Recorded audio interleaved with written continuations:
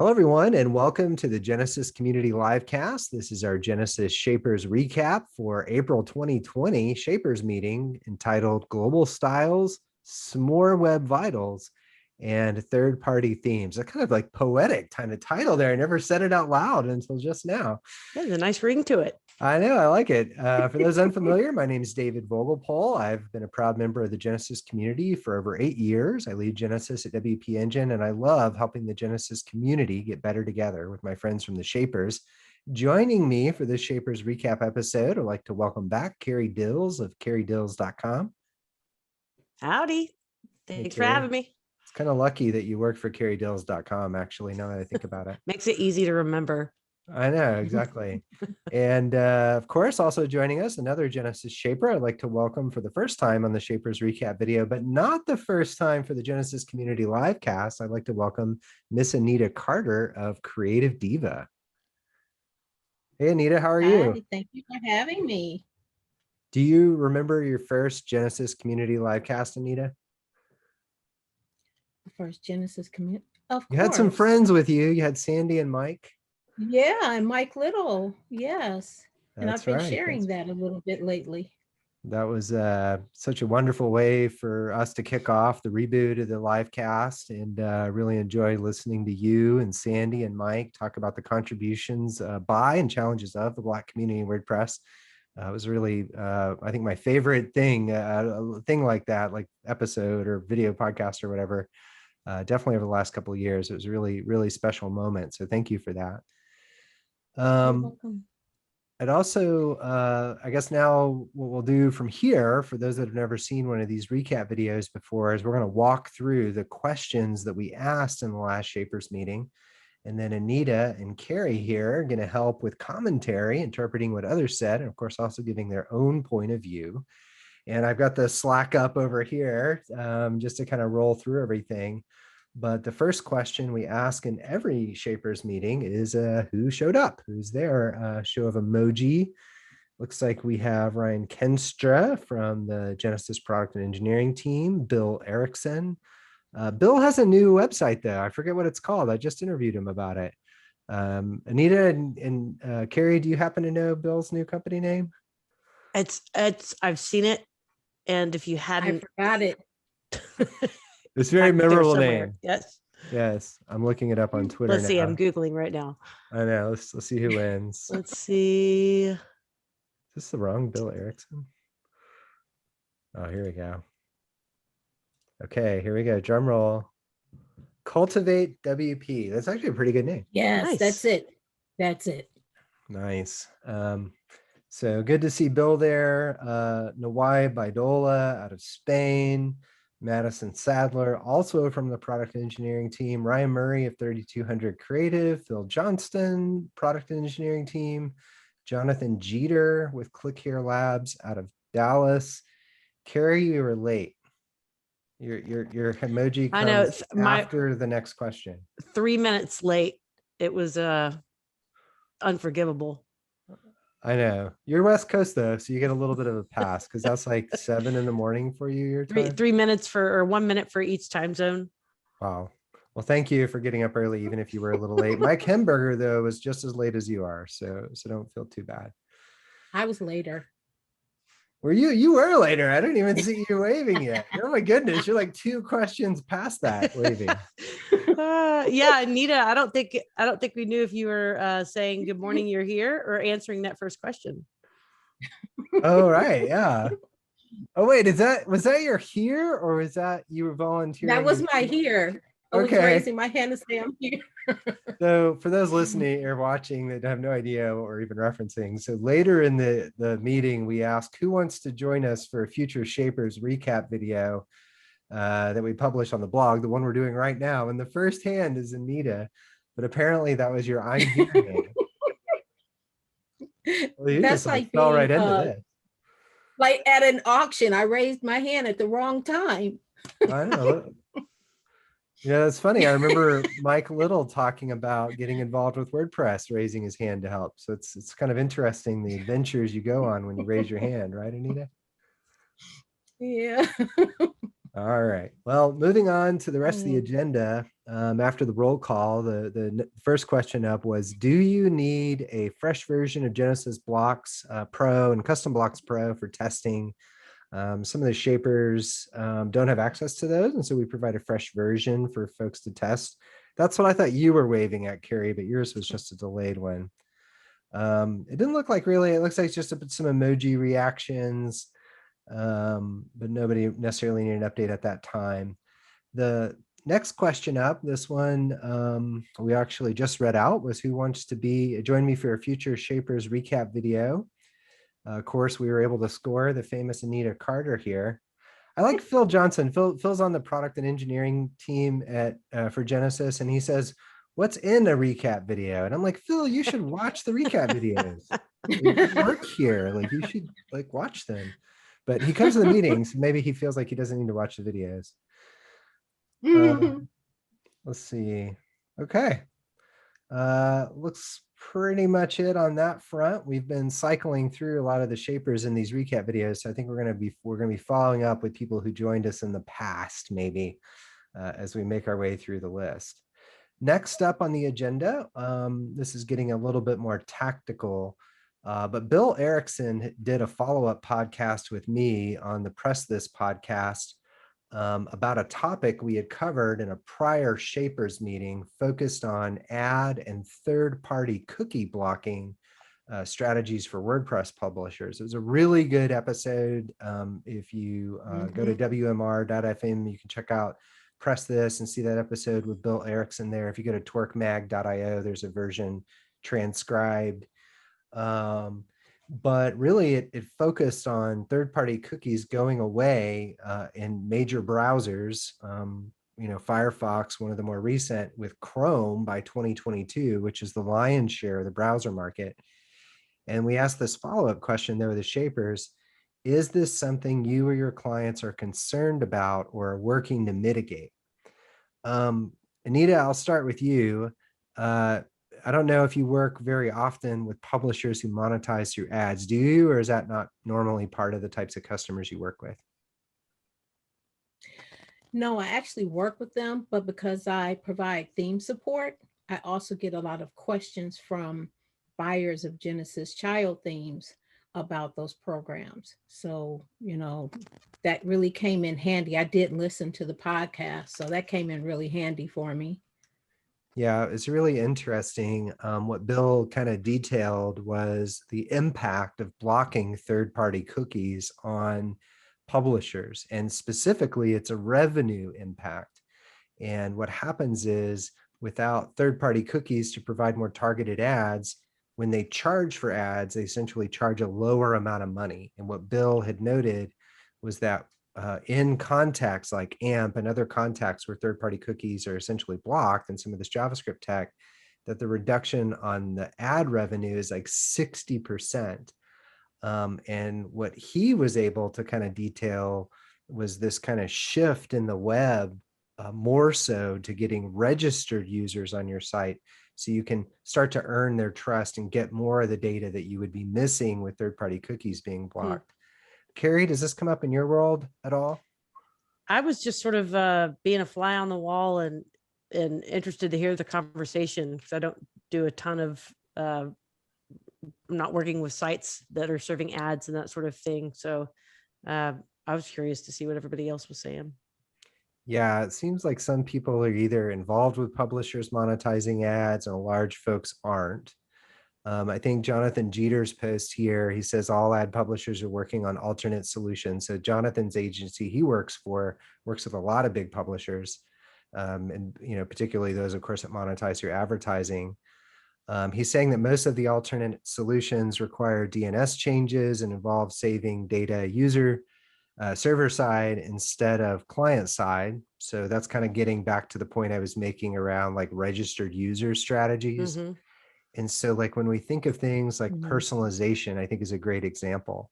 It's like you could say like, well, with all the user privacy stuff and tracking stuff blocking, personalization is going to die or will be dead.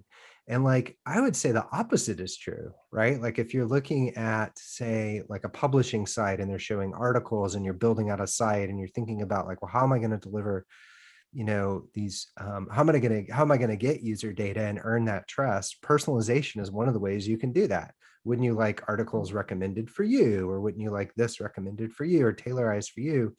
And in delivering that value, you elicit the registration, but then of course you also get some data, hopefully earned and responsibly use the data that comes along with that. But I would say like the theme for me is that most folks in the Shapers did not have a strategy for this as they thought about 2022 and beyond. Relying on you to just keep us in the loop, David. Bill Erickson keeps you in the loop. He's got the details. That is a fact. Yep. Yeah. Yep. But I thought this was really interesting because, I know there's huge segments of folks out there that, in the Genesis community that are monetizing, of course, publishing sites or advertising.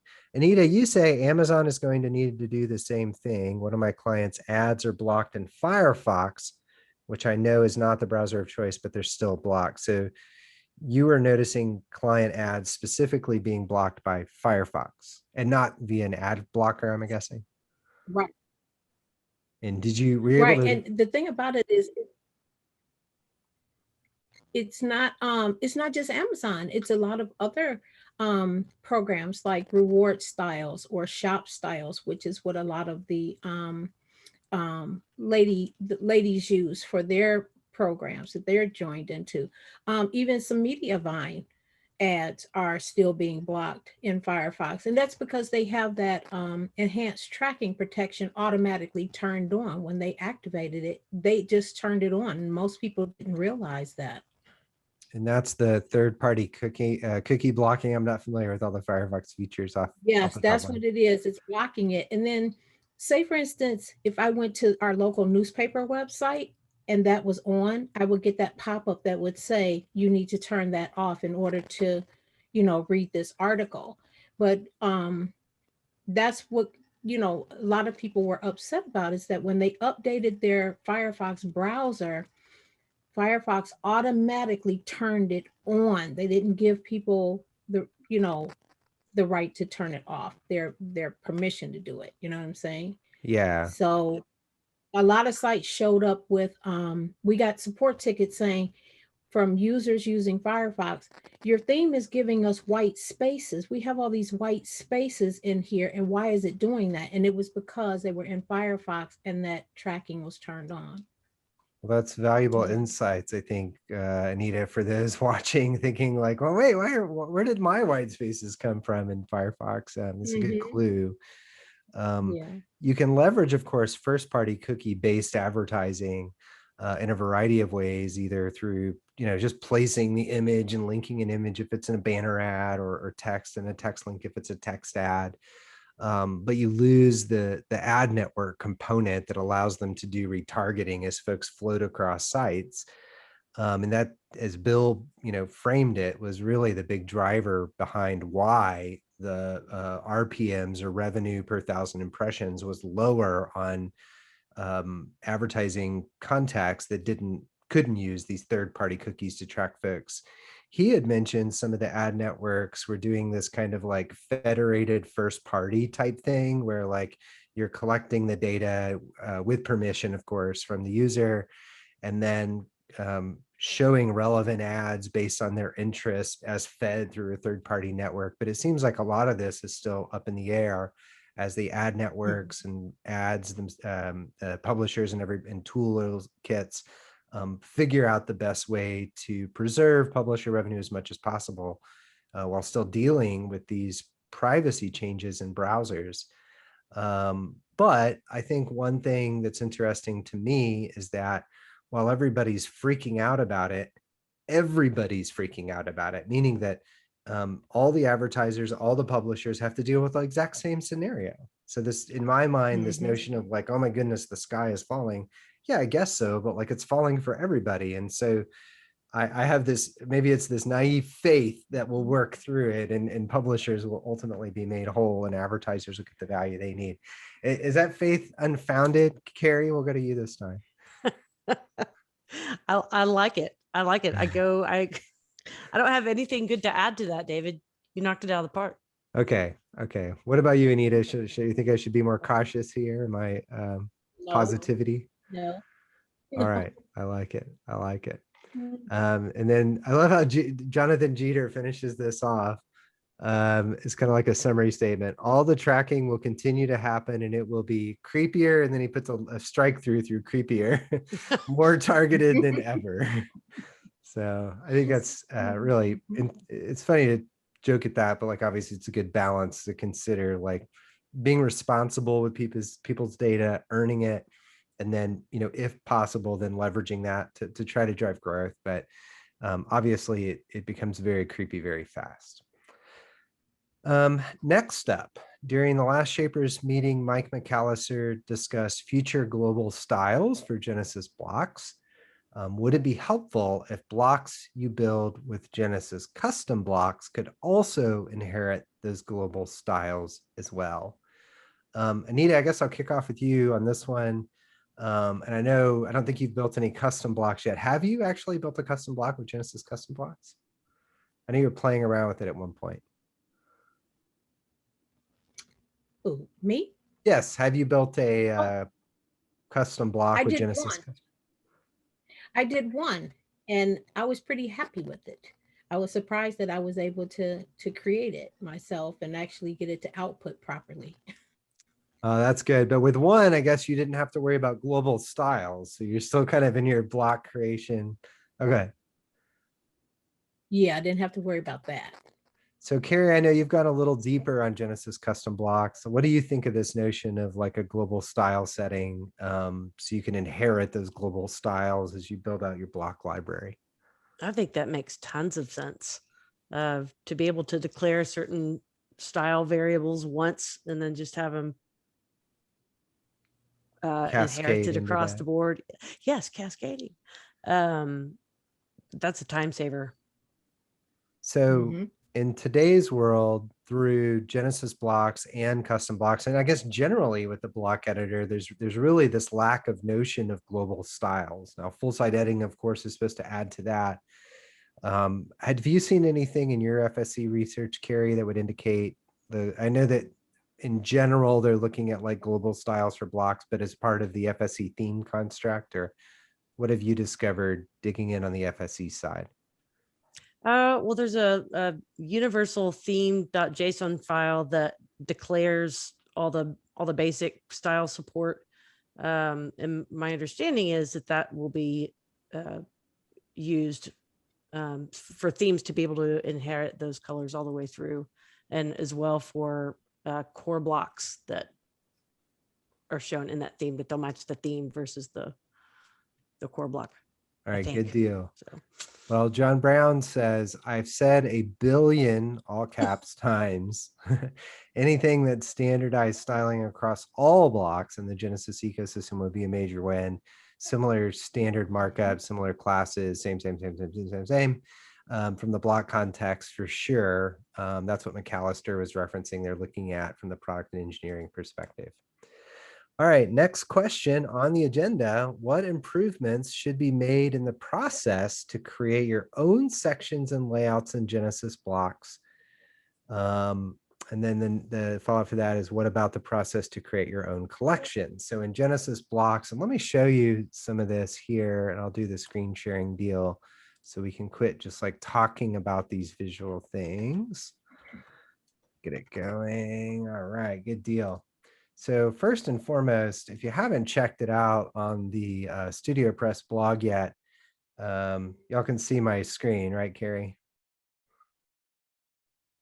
Yep. Okay. Oh, sorry, I was muted. Yes. Okay, good deal. I just want to make sure I share the right screen there, but you can see this blog post from Rob Stenson, and what Rob details is how to build your own collection in Genesis blocks. So for those unfamiliar, we'll go ahead and see what a collection looks like. I'm going to go ahead and add a new blank page. We'll go ahead and choose the layout selector added by Genesis blocks. The cumulative layout shift on this WP admin is too much, Carrie. All right, Core Web Vitals on the brain here. All my things are moving around. I've put that little browser add-on on mine too, and everywhere I go, it's just red. Like, oh, really? I didn't do that auto scanning stuff. It slows my browser down. I like invoke it when I need it. There you go. All right, so we have, of course, the block editor in general and Genesis blocks. We have sections, which are part of a page. We have something called layouts, which are a whole page worth of blocks. There we go, layouts, whole page worth of blocks. And then a collection, like if you were a theme developer, or say you were working internally for a brand and you wanted to enable your customer or stakeholders with like a bunch of editable block-based demo content, you could essentially do that through a collection. And so what the collection does is it has all that block-based content, but as you can see, when you create one, you would most likely create it to all follow the same style system. And so now we can just jump right in and start editing our blocks. So the question was related to the process of building the collections and then the layouts and sections within them. Carrie, have you built a collection yet? It's okay if you haven't, you can say no. I haven't. Okay, yet. no collections yet. But you're not building like a lot of themes per se. It feels like you don't have a lot of use cases to do it these days, or maybe you do. No, I'm doing more of finding finished products and taking them apart than building new stuff. Okay, and then Anita, you've built one block, right? So no collections for you yet. Correct? Yeah, just the one block, no collection. All right. You building collections over there, Mr. Vogelpohl? I have not built a collection, but you know who has is Nawai Bidola of Awesome Press. And Nawai, the collections are fairly new in the Genesis blocks context. And they're fundamentally designed, of course, it's kind of like they're sort of like theme demo content is the way I think about them. And so theme providers are the first group we expect to adopt making their own collections. The biggest issues we've had so far with folks trying to build their own collections is time, which you two are great examples of that.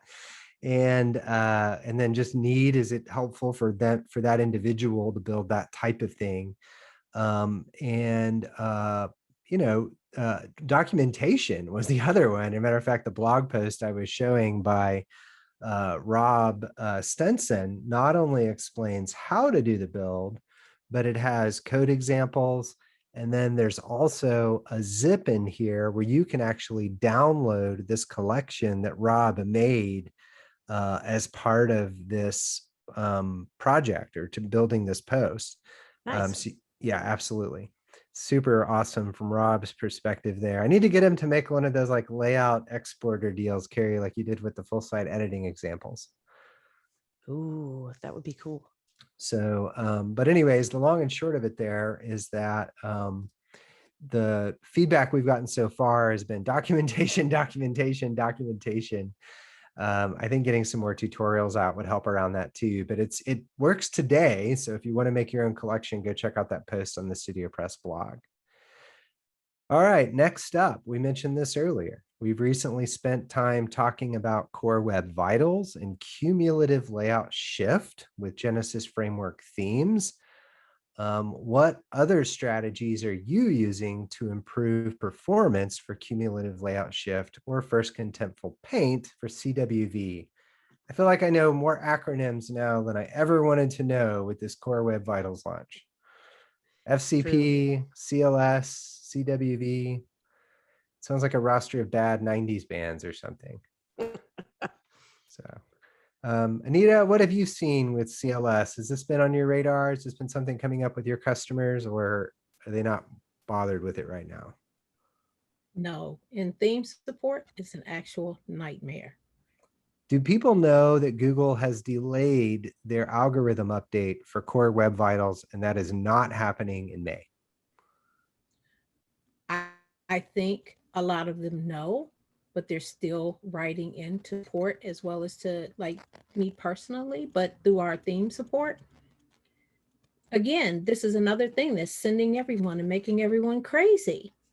And it's to the point where even using something like WP Rocket or another type of optimization plugin, they're asking for everything to be stripped out of their website completely just to get this perfect score, but they don't realize that by doing that, their website is not going to function properly, or it may not appear properly on a mobile device. They do it and then they write in and they say, well, my website doesn't look right now. Why? It's because of the optimization that you've done with your plugin. But then they write back in and say, but how am I supposed to get a perfect score if I can't turn these things on? So we're in that battle with them. And then, you know, they think it's the theme designer's responsibility to fix everything that's wrong in their website or their scores. And that's not their responsibility to do that. It's a really interesting point because and I think one of the reasons Google delayed the launch of their algorithm. So it's for those watching or listening, it is not happening in May 2021. So the rush to beat May is no longer there. But this was just a random thing introduced by Google, seemingly out of nowhere. And, you know, everyone feels they have to react. You know, a lot of people feel they have to react to it. And it's really interesting when you look at the tools that support the web. And I think a lot of this fed into Google's decision to delay there. It's like, you just can't drop this on people and be like, hey, guess what's happening in 4 months? I forgot exactly when they announced it, but like, it wasn't a lot of lead up time. No. As we've done our investigations into Studio Press made themes, one of the biggest culprits is Google fonts, and replacing those with you know, either local versions or other font options. But just like, it's ironic that our Core Web Vital scores on some things is from Google's font, which it's their thing that we're trying to optimize around. But it's been a really interesting moment on the web, and I think them backing off, you know, at least in terms of timing, was good. That said, ever since I've learned more information about cumulative layout shift, I noticed sites that have problems with it all the time. And as a matter of fact, when I read the article about Google delaying their launch of Core Web Vitals algo update, it was on a site that I couldn't really read because the ads and the content were jumping around so much. And I'm like, if you just had a better CLS score, I wouldn't be, you know, having this problem. Case in point. I know, it's like But very that goes ironic. back to the ads again. It goes back to their ads. How can you ask their ads through the AdSense in their own program cause a shift? So how are people supposed to fix their shifts coming from their ads? Well, and I think that's a really good point, which is whose responsibility is it to make a better web, and to what standards do we hold ourselves, right? I always think of web design and development as this balance between suffering and joy. The joy of introducing a new experience on the page, information, features, whatever, but then the pain of the extra load time it takes to load that information. But that's, in my view, the decision for the web developer and the site owner to make. Like, I either want big ass images, pardon my French, or I don't, right? You make that decision, and you make that trade-off for, you know, beauty over speed, maybe, for whatever reason. And it does feel awkward sometimes to have this outside party roll in and via, you know, their search market share kind of force you to do it the way they want, when that might not necessarily be the best choice for your website. Right. What are your thoughts on that? We'll go with Carrie on this one. Do you does it bother you when people tell you how you have to do things, or you just like, you roll with the punches? It's been this Just way roll forever. with it. Yeah. I mean, I'm just kidding. I do think it's kind of annoying. Maybe not unlike full site editing kind of being dropped into core on short notice, and just That's causing people optional, to have to though. be reactive. You don't have to use it. Things change. That's true. That's true. Didn't mean to be a hater's gonna hate. All right. Well, there was a lot of discussion from the rest of the shapers kind of following this same vein, like, whose responsibility is it? Why should we be doing this? You know, lots of discussion around CLS and kind of the good parts, if you will, of optimizing for it. I like Bill Erickson's list here. I'm just going to read it out. It's so good. Use system fonts when possible. Style fallback font when using custom fonts so they are a similar size, presumably for CLS. Never use background dash image. Always use the image tag. It's interesting. He says sometimes WP Rocket's critical CSS feature doesn't catch all the actual critical CSS and causes CLS shifts. So try disabling that and see if there's an improvement. It sounds like he discovered that through a lot of trial and error. Lazy load images, replace YouTube embeds with image. Oh, that's interesting. So he must mean like, instead of putting a YouTube embed, just put like a screen grab of the video and let people click through or something. Very interesting. All right, next question on the agenda. Third-party themes often have lags between updates are available for their theme. Oh, this is a fun one. And when those updates are available for StudioPress customers due to queues in reviewing those updates. So basically, a third-party theme provider sells their theme in the StudioPress marketplace. They later make an update for it. They submit it to StudioPress and our product and engineering team, but depending on their workload and their queues, that update may take a while before it gets into the hands of users. Meanwhile, the theme authors already released the update on their own store, and people are aware, and so StudioPress customers don't have the latest update while we catch up in the queue, depending on timing and notifications and all these things. So the question is to the group, what other issues, or even related to that, with third-party themes could go better for customers, authors on StudioPress? Anita, I know this is like a passion topic for you in a lot of ways. And you say two things. How long will they stay in there? And is there a requirement that they get updated in any way? So help me understand more about that and any other thoughts you have on this question. Well, it goes back to, theme support and engaging with members over on the community forum. Some of the themes are older, they're out of date on the third parties. But then if they have trouble, they need to download a fresh copy. They may have to go to one of the third parties to get that theme. Some third parties are charging for that update if you go directly to them. So it's either pay for the update from the third party or wait until StudioPress gets the fresh copy to put it over into their account. So that's a struggle there for many people that I'm seeing, because if they were ever a Pro Pack member, they would feel that they should automatically get that. Why should they have to pay for the update? Yeah, if you bought the theme, if someone bought the theme through StudioPress, they definitely don't have to pay for the update. There are cases where updates are lagged between when they're released by the author and when they're applied into the portal. And part of that is we have to review the documentation, do a code review, get it slated for the team to do. And depending on when they release it in other contexts versus let us know and have a copy of it, sometimes that's the same day. Now, if there are third-party themes that were sold or are sold and distributed through the StudioPress marketplace, and there are updates available that the author is forcing people to pay for to that specific theme, let me know offline, Anita. We'll make sure folks are made to whole there. But I know of other cases where authors have like sunsetted a theme and then made like a new theme with a different name, but like similar designs and stuff. And I'll be like, oh, that's the new version of that other kind of theme we had, but it wasn't really a true theme update. And I know that that's caused some issues for some folks. I won't name the provider by name, but like I have seen that happen where it's like we archive this other one, but we made this new one, which is our kind of analog to that one in the new way. And that caused issues. Was that specifically what you were referencing there? Yeah, because people were thinking that they were supposed to get an they were looking at it being an update versus their new version actually being a new version or a completely new theme. Yeah. Or like how you put it, one was put not obsolete, but it was retired, so to speak. It was retired, maybe.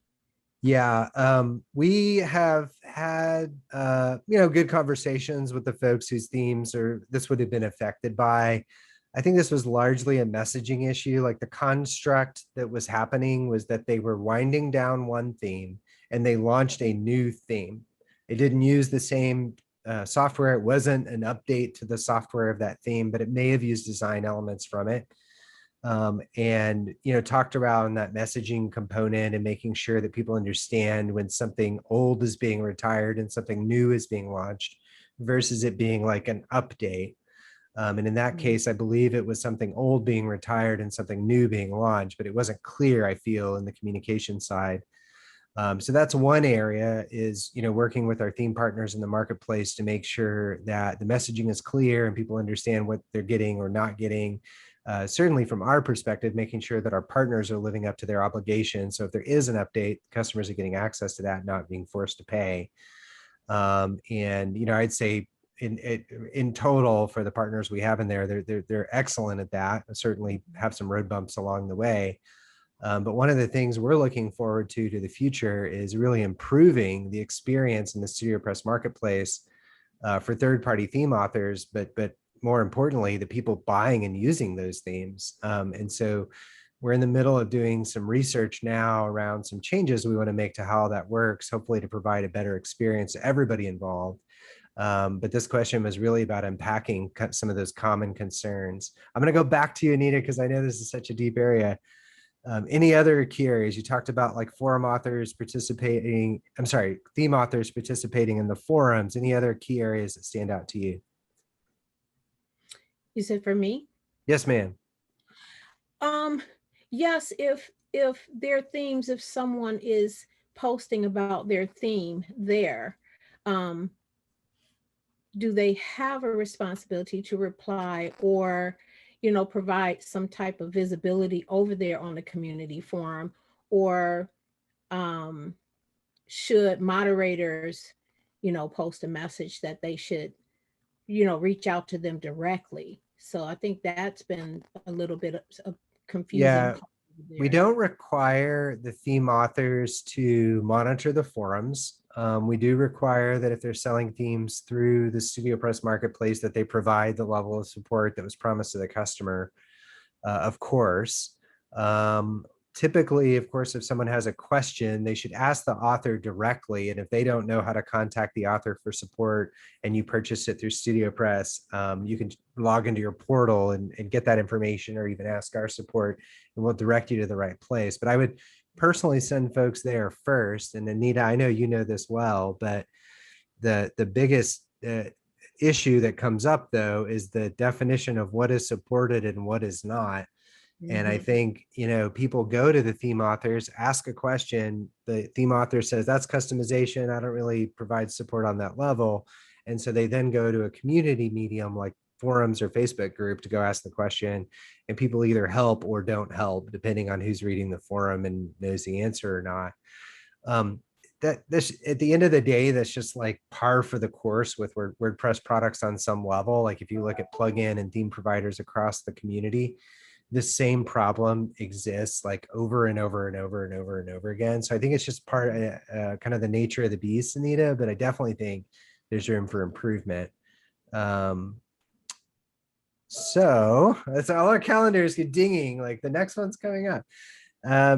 Carrie, your turn. Anything to add on this one, or did Anita summarize it quite well? I think that was a pretty darn good summary. All right, good deal.